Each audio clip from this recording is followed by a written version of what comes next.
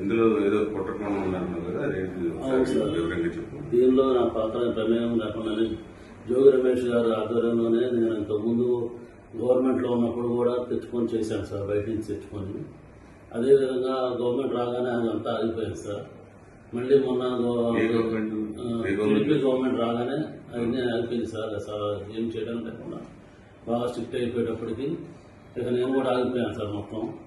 ఆ తర్వాత మన ఏప్రిల్లో 2025 ఆ టైంలో మళ్ళీ జోగి రమేష్ గారు నన్ను కాంటాక్ట్ చేసి మాట్లాడదామంటే నేను వాళ్ళ తమ్ముడు ద్వారా మాట్లాడాను సార్. టీడీపీ గవర్నమెంట్ మీద ఏదో రకంగా మనం పలుకు చల్లాలి, వాళ్ళు బ్యాడ్ చేయాలి, మనకి అప్పుడు మైలేజ్ ఎక్కువ ఉంటుంది అని నువ్వు ఇంతకుముందు చేసేవాడు కదా, చేశారు కదా, వాళ్ళందరినీ మళ్ళీ పిలిచి లేలో పెట్టన్నారు సార్. నేను ఇబ్రాహీంపట్నం అనుకున్నా సార్. తర్వాత నేను మా క్లాస్మేట్ జయచంద్రారెడ్డి తమ్ముడిపల్లి అని తెలిసేటప్పటికి చిత్తూరు జిల్లా, ఉమ్మడి చిత్తూరు జిల్లా వచ్చింది కాబట్టి ముందు అక్కడ ప్లాన్ చేద్దాం, చంద్రబాబు గారిని బ్యాన్ చేయడానికి అక్కడ చేద్దాము. ఇప్పుడు నేను అక్కడ వైన్ షాపులో వాళ్ళకి వచ్చినాయి, వాళ్ళు చేసుకోలేకపోతే నేను తీసుకుంటున్నానని చెప్పి జోగి రమేష్ గారు చెప్పాను సార్. అయితే అక్కడే ప్లాన్ చేయాలని చెప్పారు. నేను అక్కడ లోపల అతను ఉన్న పాలక సిద్ధాన్ని అతను పట్టుకొని అవన్నీ రూమ్ అద్దెకి తీసుకొని వేరే వాళ్ళ పేరు మీద అక్కడ సెటప్ అంతా చేశాను సార్. చేసిన తర్వాత ఎవరైతే ఉన్నారో వాళ్ళకి తెప్పించి అన్నీ రెడీ చేయించు,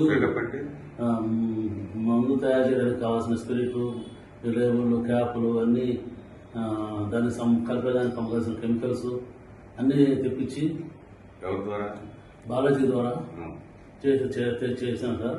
అది ఎప్పటికప్పుడు 1 నెల 2 నెలల్లో ఇది ఇలా అంతా రెడీ చేసి పెట్టండి. రెడీ చేసి ఎప్పుడైతే పెడతారో అప్పుడు మొత్తం ఎక్కువగా ఉన్నప్పుడు మీరు ఎవరు లేని సమయం చూసి దాన్ని గవర్నమెంట్ మీద బొజ్జాలి, నీకు ఏం కాదు, నీకు ఏమైనా ఇబ్బంది అయినా నేను చూసుకుంటాము.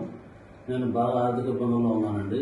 ఆ ఆర్థిక ఇబ్బందులన్నీ నుంచి తీసేసి మీ ఫ్రెండ్ అక్కడ ఎట్టగో ఆఫ్రికాలో డిస్టరీస్ ఉన్నాయి కదా, అక్కడికి వెళ్ళిపో, నీకు దానికి కావాల్సిన అమౌంట్ 3 కోట్లుగా మేము సర్దుతాము, నువ్వు అది ఇవన్నీ ఏం చెప్పకుండా మామూలుగా ఏం తెలియనట్టుగా ఉండు, నువ్వు అక్కడికి వెళ్ళి అన్నీ రెడీ చేస్తూ ఉండే ఎవరికి అనుమానం రాకుండా అని చెప్పారు సార్. అదేవిధంగా తిరుగుతూ ఉంటుంది.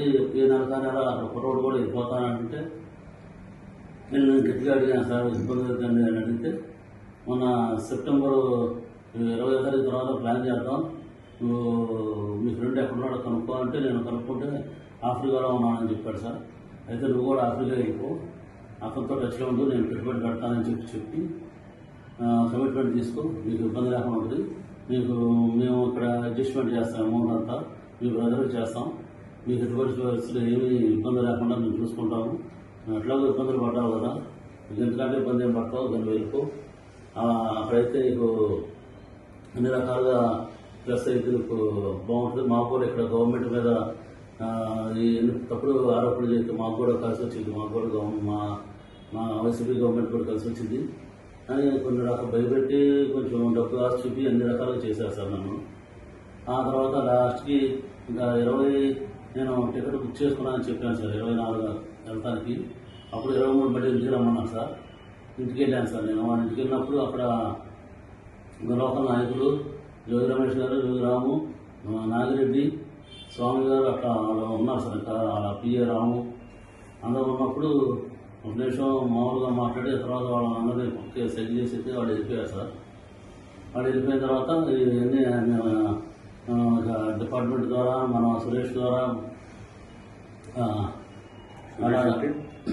ఏలూరు జిల్లా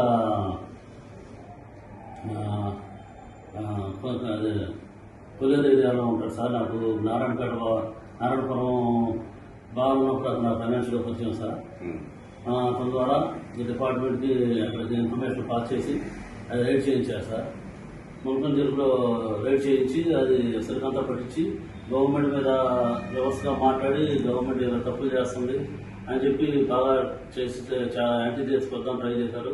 కానీ చంద్రబాబు గారు పార్టీ నాయకులను సస్పెండ్ చేసేటప్పటికి అంత ఎక్కువ హైలైట్ అవ్వలేదు జనార్దన్ అని చెప్పి మళ్ళీ నాకు కాల్ చేసి మీ దాని మీద కూడా చూపించేద్దాం, నువ్వు అక్కడ బాధ్యత పెట్టే సరుకులు ఇక్కడ తెచ్చిపెట్టేసి గొడవలో పెట్టు, అది మీ తమ్ముడు ద్వారా డిపార్ట్మెంట్ వాళ్ళకి తెలిసి నేను సురేష్ మా ద్వారా సాక్షి టీవీను అందరినీ తీసుకొని వస్తాను, నాయకులు అందరినీ తీసుకొని వస్తానని చెప్పి అలర్ట్ చేసి నాకు అక్కడ ముందు రోజే అన్నీ అక్కడ తెప్పించి పెట్టించారు సార్. వాళ్ళ మనుషుల ద్వారా ఆడ తెప్పించి పెట్టించారు సార్. అదేవిధంగా ఇన్ఫర్మేషన్ లీక్ చేయించి తమ్ముడు ద్వారాను మీడియా సాక్షి మీడియా ద్వారా వాళ్ళ మనుషులు సురేష్ ఏలూరు ఆయన ద్వారా ఇట్లా డిపార్ట్మెంట్ అన్నిటికీ చేసి అది పెట్టించారు సార్. ఏది మా గోడంలో పెట్టిన లెక్కలు పెట్టించారు సార్. పక్కన గోడంలో బాగా ఎదురుగా ఉన్న గోడంలో. అంతతో అది పోకుండా మళ్ళీ అక్కడ ముందు రోజే అక్కడ ఎన్ని బాగా చేస్తున్నట్టుగా ఖాళీ క్యాన్లు కూడా తెప్పించి పెట్టించారు సార్. ఖాళీ ఎంటీ క్యాన్లు పెట్టించారు పెట్టారు సార్. ఎంటీ క్యాన్లు పెట్టించేసి ఇదంతా బాగా జరిగిపోతుంది, ఇక అన్ని రాష్ట్రంలో అన్ని ఏరియాల్లో ఇలాగే చేస్తున్నారు అని చెప్పి అని బాగా బాగా హైలైట్ చేశారు సార్. ఈ గవర్నమెంట్కి చాలా బ్యాడ్ నేమ్ వచ్చింది, బాగా జరిగింది, నేను చూసుకుంటా నువ్వు రావాల్సిందని చెప్పారు సార్ నాకు. ఆ చెప్పిన రోజు నుంచి నాకు ఈ రోజు వరకు కూడా నాకు యాంటిసిపేట్ వేరే అర్థాలు సంఘం కూడా ఆధారం తీసుకోలేదు సార్. దీంతో పాటు మా తమ్ముడిని కూడా అరెస్ట్ చేసి మా తమ్ముడికి చేస్తానంటూ కూడా ఇన్ఫర్మేషన్ ఏం లేదు సార్, కలుస్తారని కూడా. ఆ లాయర్ గారి ద్వారా కూడా నాకు ఏం జరిగిందని నాకు నమ్మకం లేదు సార్.